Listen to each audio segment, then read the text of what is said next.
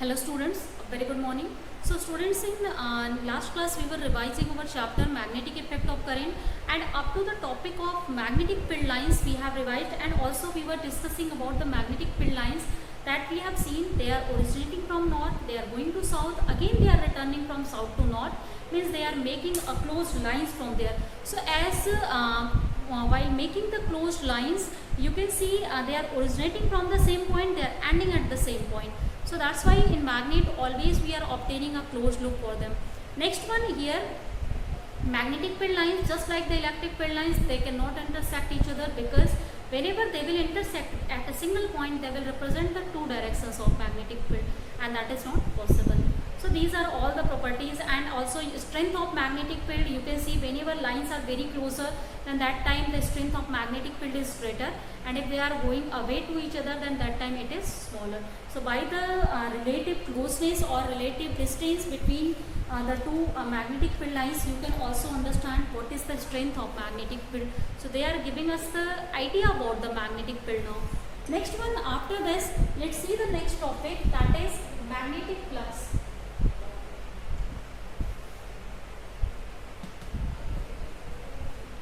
So what is now the magnetic flux? So this is also the topic related to magnetic field lines. So as whenever the magnetic field lines that are passing through any loop, the number of magnetic field lines passing per unit area, per unit time of the loop is known as magnetic flux. So magnetic flux, this is defined as now phi is equal to B dot ds. If the loop is now, suppose we can integrate over this one, then we can calculate in this way, or directly you also, if you know the field and area, so B dot A, it is also representing this one. So you can calculate magnetic fields by using now this one here. Next one, after this, if we have to see the formula that is given by now ampere. So as in last class we have revised up to Biot-Savart law and their application. So now let's see this the same for the how can we calculate magnetic field due to current by using Ampere's theorem. So for the Ampere's law, now what we need first, two things, two limitations are very important in this case that we are going to use. The first limitation, Ampere's law is applicable only for the steady value of current, not for the varying value of current. So here value of current will be steady, and due to that a steady or uniform magnetic field that will be produced now here. Second one, this law is applicable to only closed loops. So if there is not closed loop, or we are not able to draw the closed loop, then that time this law will not be applicable there. But if we are able to construct any loop using any point, then that loop we can use for the application of Ampere's law, and that loop is known as Amperian loop. So just like the Gaussian surface we have drawn in electric flux using that one, we can also do here. So as now, if you will start to see what is first of all a statement of Ampere's law.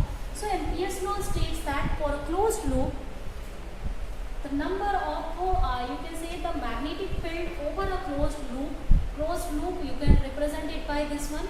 This is now equal to mu 0 times current enclosed or current flowing in that loop. So it as this current is steady current, this will have the constant value now. So this integral over VDL, this will be equal to now mu 0 I from here. So this you can calculate from here now.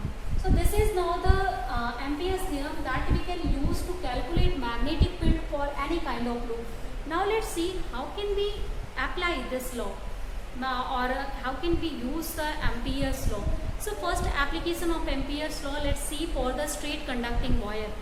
So for the first application for straight conducting wire, suppose we have a conducting wire now, and due to this conducting wire as current I is flowing. This we have seen also in the case of Biot-Savart law, and the application, one of the application of Biot-Savart law for which if the point is near to the middle point, for that one we have seen the value of magnetic field was what, mu 0 I upon 2 pi r. With this formula you can also obtain by using Ampere's law. Let's see how. So here, if suppose this is now point P over which we have to calculate the value of now magnetic field here. So for this one point, if you will have to calculate, as you are seeing now here, nothing, no closed loop we have. So how can we find out this one? So to find out this, we are constructing a closed loop. We are choosing all this distance. If from the we are taking it as a center, we are taking this OP as a radius, or we are making a circle from here. So for this circle, you can see every point on this circle that are at distance r. So as now we can see, and also we are seeing if this is the I that is also flowing in this wire now. So due to that one, the current that will flow in this wire, and now due to this wire, we can calculate the value of magnetic field. So this formula is what this will now become logos to the formula of the magnetic field now. So here, as we have got now a closed surface, or sorry, closed loop, and this loop is now behaving like the Amperian loop for this case. So for this Amperian loop, now you can write this formula. Means the integral over VdL, this will be equal to mu 0 I, as I current is flowing through this one. Yeah. So let's utilize now. So this is closed integral now. V dot dl. This is mu 0 times I. And now this V dot dl, if you will solve, so this will be VdL cos of theta. This is mu 0 times I from here. Now by using this one, you can calculate, as theta is what? This is the angle between magnetic field and current element dl. So magnetic field is what? As here, what we will do, we will select the current element in this on this loop, Amperian loop that we have. So current element, its direction, how can we find out? At any point, if we will draw the tangent, that will provide you the direction of this current element. And also, you know, the magnetic field due to this point OP, by using Fleming's left hand rule, we can find out the directions here easily, or right hand rules, two rule. You can use, a lot of rules are here for the direction if you will use. Then if you will see, in the case of straight conducting bar, the magnetic field is outward to this point. So also the magnetic field is in this direction. So this is the direction of magnetic field, also the current loop. So theta will be here 0, and this will be VdL. Now one more limitation is here, as I told you, whenever we will use the constant steady value of current, then magnetic field will be uniform. So if magnetic field is not uniform, then we can take V outside the integral. So if you will see V outside the integral, then inside it will be only dl, and this is now mu 0 I. Next one, dl is what? dl is the current element that we have selected, and if you will integrate over the complete length, and this is equal to circumference of this whole of the Amperian loop, and circumference will be equal to what? 2 pi r. This is now mu 0 I. So finally the value of magnetic field is obtained as mu 0 I upon 2 pi r. So this is now the value of magnetic field, and you can see this formula is same from here. So you can also use, if you know how to draw the Amperian loop, and by using that one you can calculate the value of magnetic field very easily from here. Next application like Ampere's law you can use for the circular loops also. You can use for other terms like whenever you have some of the loop, means closed loop, and that time you can use this law. So lot of applications you can apply here. So students, up to now what we have done, we have established a relationship for the magnetic field by using current. So magnetic effect of current on moving charges and magnetism is telling us about this one. Clear? Next one, after this chapter, we will see if some of the charge is present anywhere and that charge is moving in any other magnetic field. Means suppose somewhere magnetic field is already present. This is the magnetic field that has B value that is present, and if any charge particle Q that is entering in this magnetic field with some velocity V. So obviously whenever this charge particle will move with some velocity, it will produce some current, and due to that some magnetic field will be produced, and that magnetic field will be opposed by this magnetic field, and that force is now known as Lorentz force. So let's see our next concept, that is for the Lorentz force. So Lorentz force is what now? So the force through which any magnetic field opposes any kind of motion of charged particle through it, that is known as Lorentz force. And it is this force as seen experimentally. It is depending on four factors. First factor is it is depending on the strength of charge. What is the strength of charge? Greater will be the strength of charge, greater will be the opposition of it. Next one, this force is directly proportional to the velocity of that charge. Means with how greater velocity it is entering. So greater will be the velocity, greater will be the position. Third one, the factor magnetic field. Greater will be the strength of magnetic field, greater will be the position. The next one, at which angle it is entering. The sign of that angle is directly proportional to this one. And if you will solve the proportionality, then that proportionality has value 1. So it is obtained as QVB sin theta. This is now the value of force here. And in vector form you can write it, that is now Q B cross B. So this is now the cross product of these two vectors, and this is the vector form of these two things. So this is the Lorentz force that we have got now by using the concept of the charge that is entering in any external magnetic field. Next one, after this, as we can see, this is the value of force that is experienced by the charged particle. So we can see when it will experience the greater force, when it will experience less force. So it will experience minimum value of force, F minimum. This will be for sin theta, that is equal to 0. So it means that if theta is equal to 90, so that time this force will have now the 0 value. Next one, if you will see, two types of conditions also here. The particle that will be in stable condition or unstable condition. So if theta is 0, so that time theta is 90, this will not, it's a minimum, sorry, for this one. If theta is 0, so sin theta will be 0 and F will be 0. And it has the value, maximum value when sin theta is 1, it means theta is now 90. So this F will be QVB that time, that is now the maximum value of this force. So through this we can calculate what is the strength of the force. Also it means that if the particle will enter along the direction of magnetic field, that time it will not experience any force. Without deflection it will go from the that system.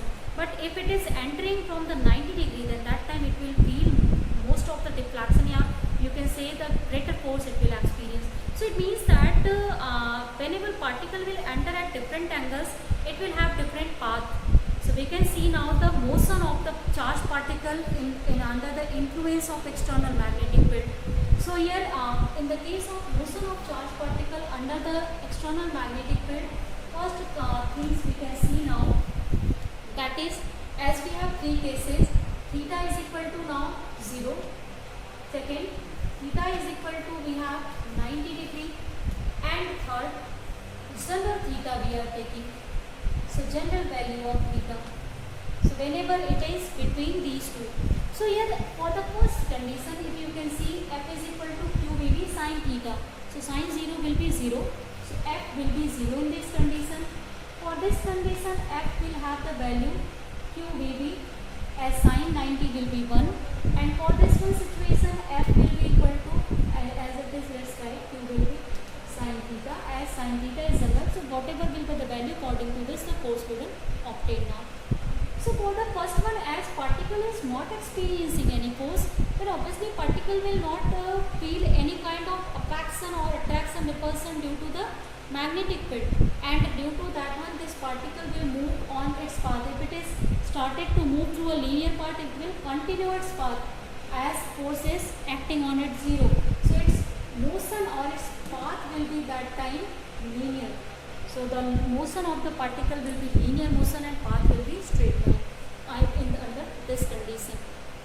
Second condition, when it is experiencing a maximum force, due to this maximum force, the particle will start to move along the field, means it will try to align it along the field, means if the magnetic field along this direction, then that time particle is moving, it will start to move now, and due to that one, this particle will start to rotate and this will start to do the circular motion. So condition, the particle will start to feel a force, and this force will act like the centripetal force, and due to that one, this charged particle will start to do the circular motion in this case.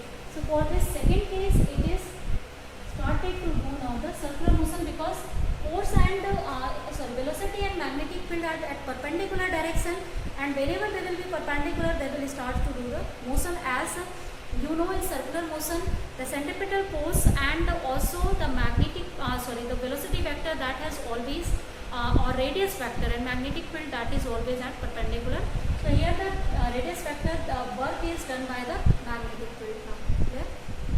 Then the third case. So for the third case, students, if you will see, as this is the general case, so later just now we will discuss. First we will discuss the second case in some broad way. So as this second case, this force is providing the necessary centripetal force, so this would be equal to mv square by r.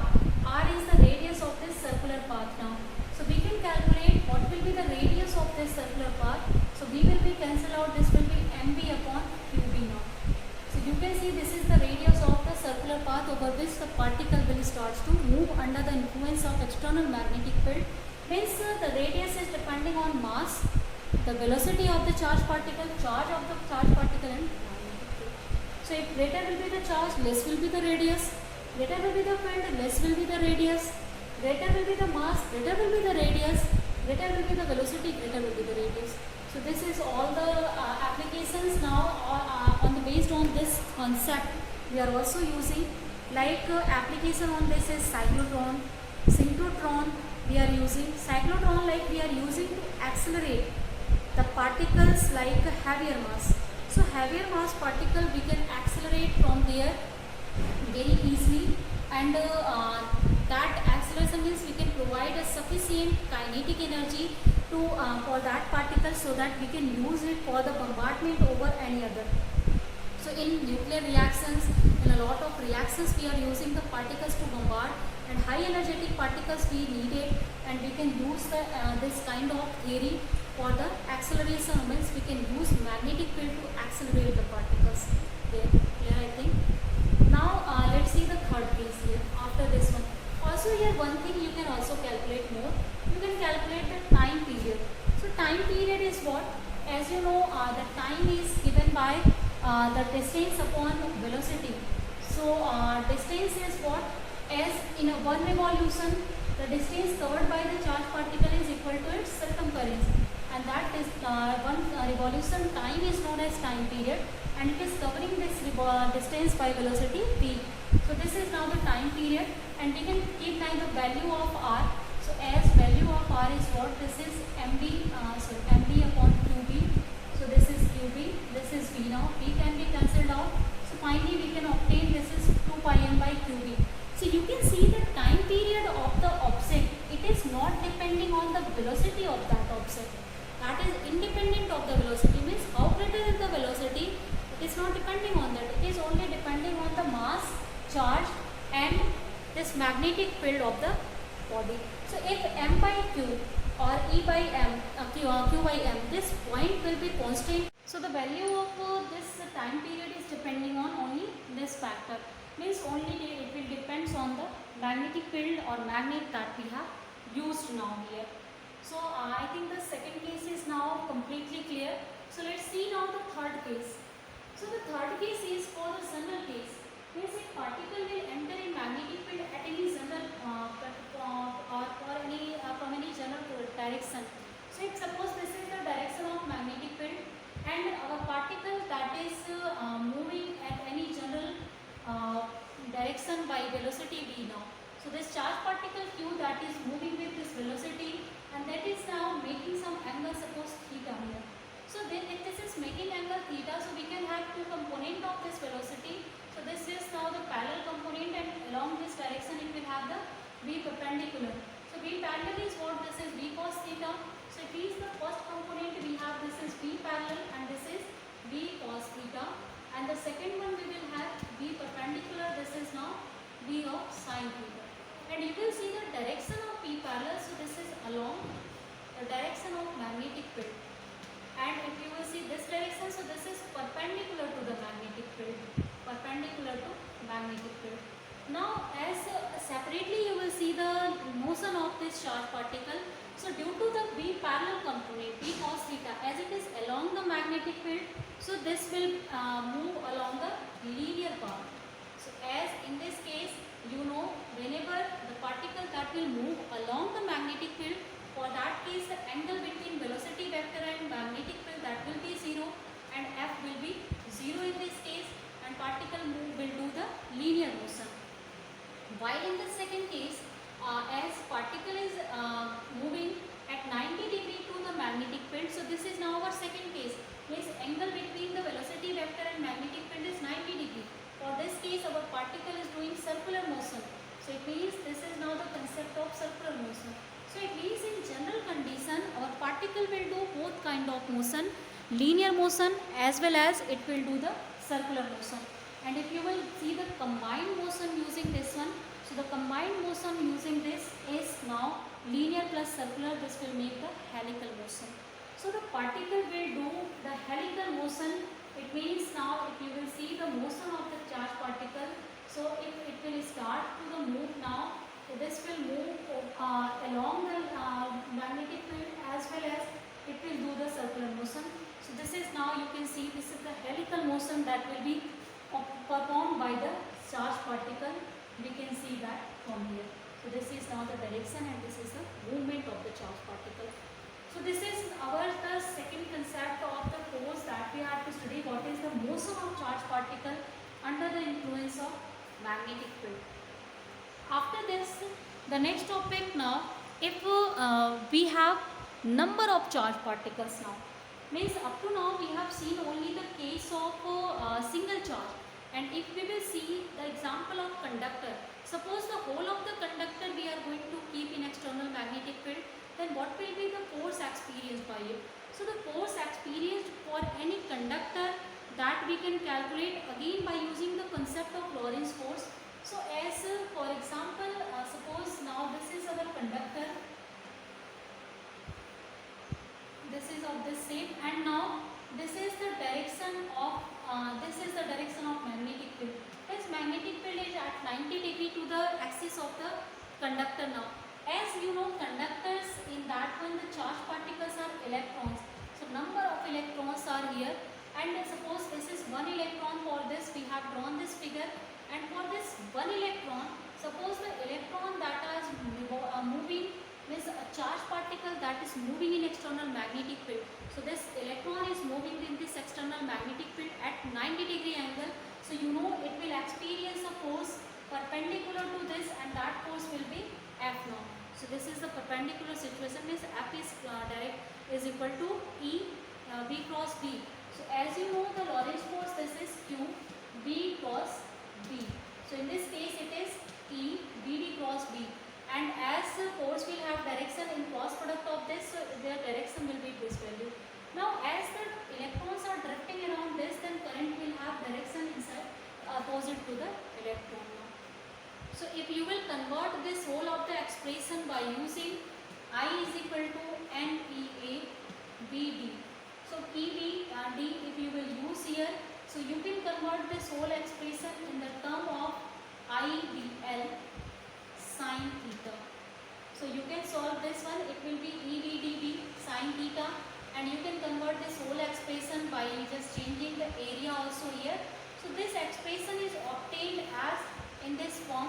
This is now IBL sin theta, that is the force experienced by any of the conductor whenever we are keeping it in external magnetic field. So this is now the value of force here. So students, up to now what we have discussed the magnetic effect of current. After that we are seeing if a charged particle that is entering in external magnetic field, then what kind of effect it can feel. Also we are seeing whenever the whole of the conductor is kept, then it is also experiencing the force due to number of charged particles present here, and that will be big. Means the force experienced by the charged particle will depend on current flowing in it, it will depend on the magnetic field present, it will depend on the length of the this conductor, and also it will depend on means angle at which or orientation of conductor with respect to the magnetic field. So these are all the factors that will affect the value of force here. So I think students, whatever we have discussed today, that is totally now revised and that is now clear. So let's end our class here with this